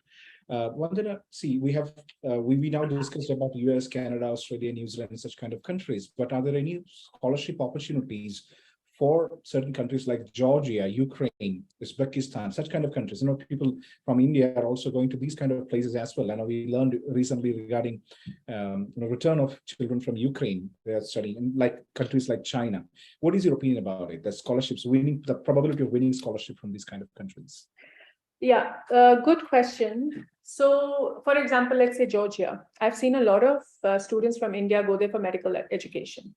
The price point to study in Georgia is so good and so affordable that I actually went when there was, I would say 5 years ago, when this rush to go to Georgia started for medical schools and medical universities, I actually went to Georgia to visit these universities and to ask the same question. And the price point is so attractive and it's so economical that these universities are not giving further scholarships. It's good education. It's in English language, but scholarship opportunities where, Ukraine, Czech Republic, let's say Poland, Italy, Georgia, there are not many scholarships, unfortunately, because the price point is quite good. Germany, on the other hand, if you're going to a German public university for a taught program or a German language, English taught or English research program, or even German taught or German research program in a public university, you study for free. The only investment you have to do is in the German language, which is not too much. Okay. Yeah, so I hope that answers. Yes, thank you. Okay, we do have a question coming in from one of our CBSE officials who've joined us. I'd like to first acknowledge your presence, sir. Yes, so here's Dr. B.N. Singh. So Vandana ma'am, as you know, this This program is actually being hosted by CBSE along with, we've supported them. Lifeology Foundation has joined hands with them. So we do have CBSE officials who've joined here to watch the session. So hi, I'm Dr. B.N. Singh, Deputy Secretary, CBSE. I would like to know whether there are any scholarships at, I hope I'm pronouncing it right. I'm not, apologies on my ignorance. GUELPH. I hope it's University of Guelph. Guelph and- University or Wilfrid Laurier. Yes, or Wilfrid Laurier for undergraduate course in computer science. Please enlighten me. He's asking this for his son. Perfect. Thank you, Dr. B.N. Singh, firstly being available here. And thanks for your question. It's a very good question. Yes, there are scholarships available for international students. In fact, all Canadian universities offer 3 kinds of scholarships for international students. So whether it's Guelph, Wilfrid Laurier, Toronto, or any other. The first kind of scholarship is automatic entrance scholarship. So it's automatic based on a child's final grade average. So if the child is giving CBSE board exams, they will wait to see what his average is. The automatic scholarship grid starts at 85% minimum, goes up to 95% or higher. And depending on the university you choose to apply, you can get up to $10,000 just by getting good grades in your final CBSE board results. The second kind of scholarships are lots of different varied scholarships based on a student's academic profile as well as overall extracurricular activities. And you can, these scholarships range anywhere from $5,000 to $50,000. So if your child has that profile, you can apply to several such scholarships in the universities you're targeting. And last but not the least is the full scholarship program, which is offered by limited universities in Canada, but it is possible. So yes, computer science is a competitive program. I would keep that in mind. So generally, to get admission is tough. These days, anywhere in the world, not just in Canada, but lots of scholarship opportunities in Canada for international students. Great. Thank you so much, sir. I hope that answers your question and we wish good luck to your son. All right. Thank you so much for joining as well. Okay, so now we do have, before we move on to our next student, there's another important question from Viru. So the student has asked, can you explain scholarship for European countries and learning local language? Is it mandatory to get European scholarship? Very good question. So as I was mentioning, Europe is very, very affordable and cost effective. There are some scholarships available, but very minimal scholarships available. It is important to know the language. Now, for example, in Germany, you have an option of studying in English language private universities. But if you don't know the language, trust me, you will not get a job once you graduate. So European countries are still very fixated on people knowing the language before they offer you employment. Or rather, I would word it the other way. If you want to increase your chances of employment post-graduation, in any country, it's very important to know the language. Yeah. So yes, do invest in learning the language. There are some countries where you can go start your undergraduate program and then learn the language simultaneously, but take that seriously. That will not only help you get a good job, but will also increase your prospects of getting a work permit extended or further immigration if you're looking at something like that. Amazing. All right. Okay. So thank you so much. Let's move on to our next student panelist, Suvarna. Suvarna, yes, go ahead. Please unmute. Yes. Okay. Good evening, ma'am. My name is Suvarna and I'm based in Tamil Nadu, India, but I live in Sharjah, UAE. So my question to you is, sorry, 1 minute. My question to you is, like, which countries give Indian students scholarships in particular? Like you've told us about scholarships in general for international students, but Indian students in particular, which countries give them proper scholarships and how do we avail them? And Perfect. also, sorry. And also, like, how do we get part-time jobs there? And if not, how do we finance ourselves, like become more financially independent? Perfect. Very good question. Firstly, be a proud Indian, because today all foreign universities and all countries are targeting India for their undergraduate or postgraduate enrollment. India is the strategic priority for every country in the world and every university in the world. That's why you must be reading the news. Students from India didn't get visas because none of the embassies were equipped to see so many students going abroad to begin with. Yeah. Anyways, so Indian students are going to be preferred for admission, and scholarships are dependent on your academic credentials. So every universities don't differentiate between a country or a culture, yeah, or a religion when it comes to giving scholarships. It's based on your profile and your academics. Okay, so prepare well, apply on time, and you will be able to get success and target a lot of good countries, good universities with good scholarships. Have I answered all your questions or I forgot something? The second half of my question, actually. What was that? In these countries or just in like abroad, how do we finance ourselves and become more financially independent? Yes, sorry about that. So every foreign country, wherever you go to study, you can work part-time as a student. You're allowed legally to work as a student for 20 hours a week on a part-time basis.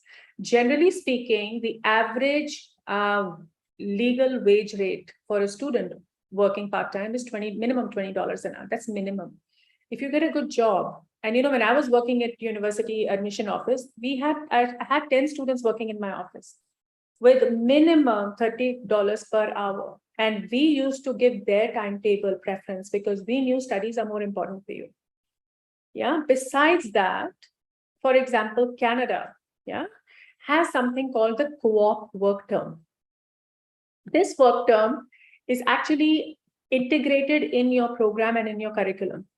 So you are coming to university and you're going to be studying and working simultaneously every alternate semester. When you're working, that job is organized by the university in the area of study. You're pursuing the program. So your work experience is very focused. You're gaining skills while you're studying as well. And the best part is you're also getting paid while you're doing your co-op work term. So students have earned up to 100,000 Canadian dollars for 1 year worth of internship or co-op work term while studying as a student. It is absolutely possible. Yeah. And it is a structured program. Canada is actually the only country in the world which provides something like that. So by the time you graduate, think about it, you made money, you graduate with at least 1 year of work experience. So when you're applying for a job in Canada, or you want to come back home and apply for a job, you're coming with a resume of at least 1 year of actual work experience related to your field of study. So your chances of getting a job are much higher than any other student from anywhere else in the world for that particular company. Okay, so think of such programs, research such programs, and apply for such programs. Great. Thank you so much. So thank you, Suvarna. I hope she's answered all your questions. Let's move on to the next student panelist. We've got two more students, Manan Mittal and, of course, Jamila. Yes. Good evening, ma'am. I'm Manan. First of all, thank you so much for the very informative session we had today. I'm based out of Bangalore, India, and I'm in 12th grade currently. So my question to you is, a global education is a life-changing experience, which is why millions of students leave their shows every year to study abroad.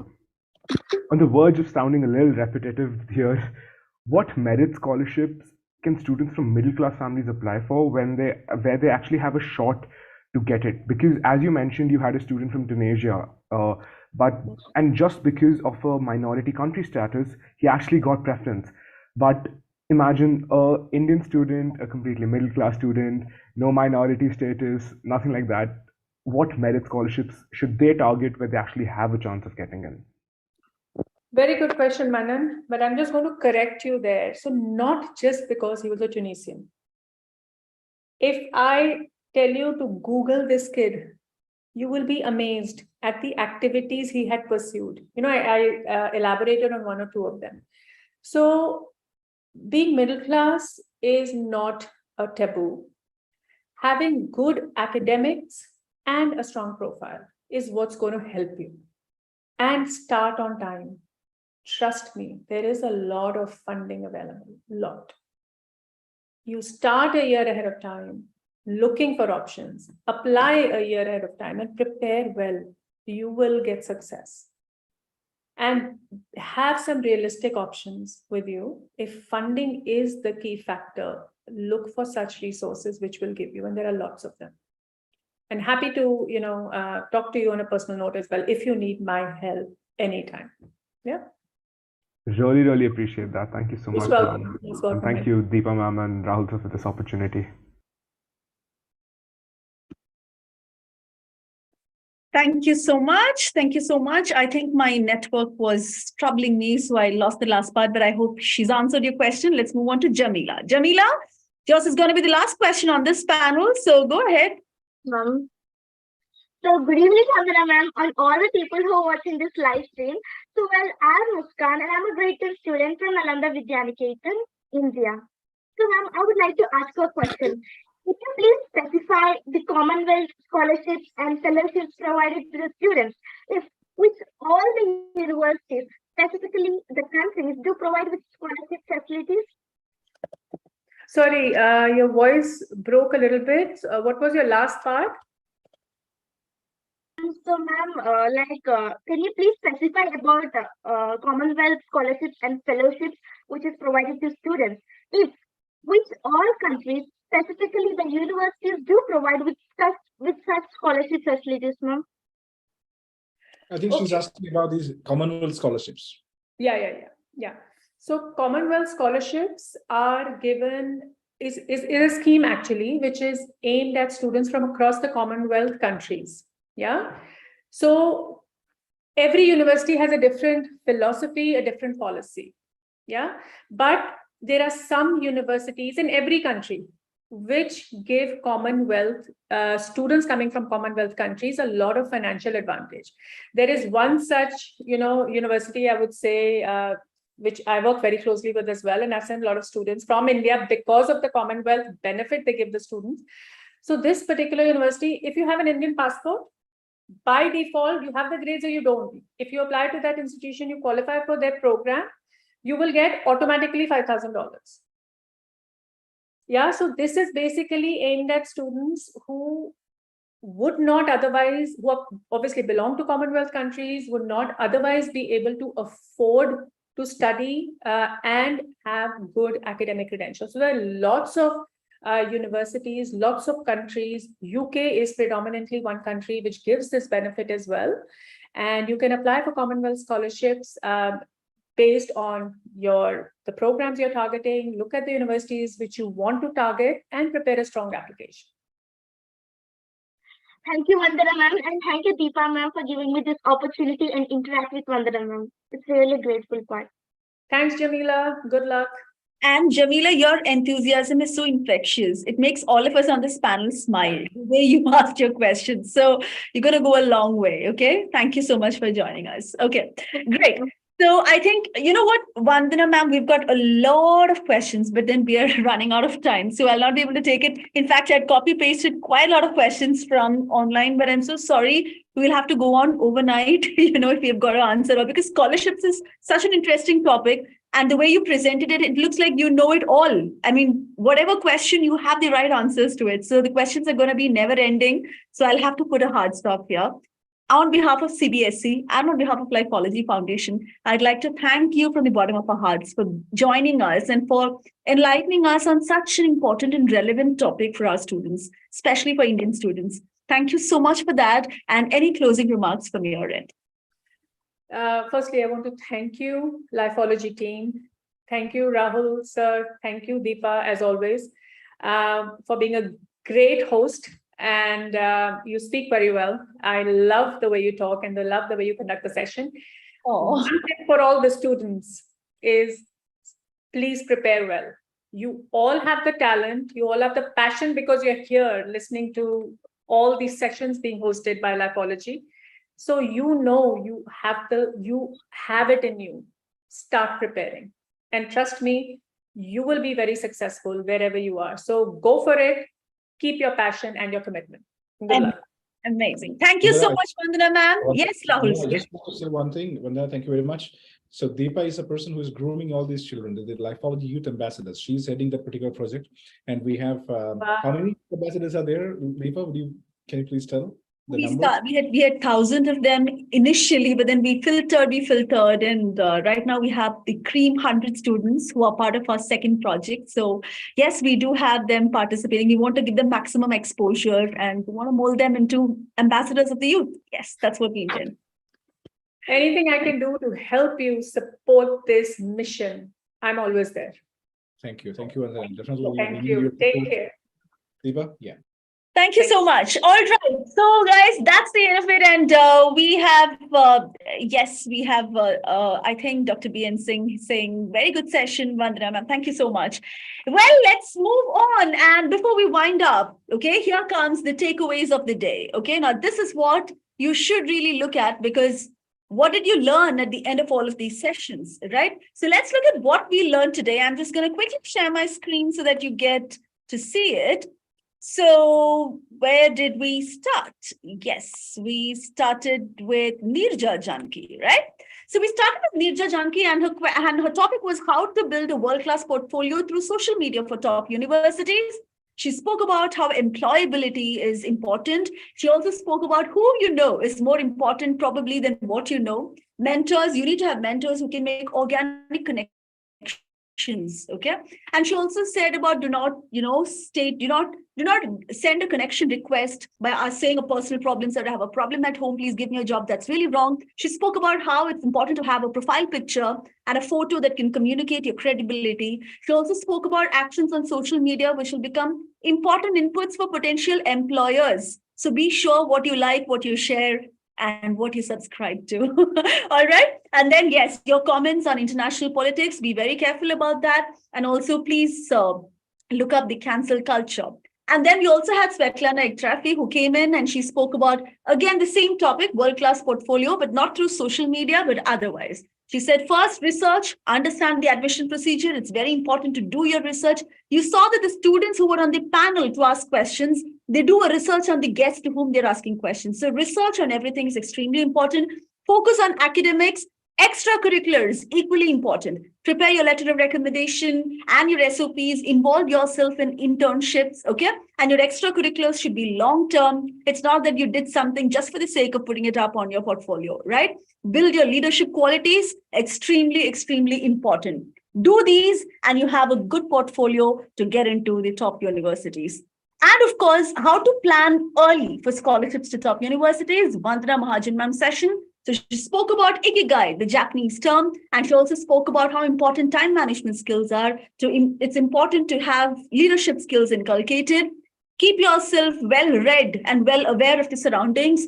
And she also said that universities want passionate, hardworking students who are interested or who can be future researchers and innovators. She also spoke about the most important skills: critical thinking, problem solving, be empathetic, focus on your personal development, be responsible, and also have that one personality activity that speaks beyond your portfolio, right? So also spoke about how to choose the different activities, tier 1, tier 2, tier 3, tier 4. Make sure you choose a tier 1 or tier 2 activity, and it should not be a tier 3 or a tier 4 activity, right?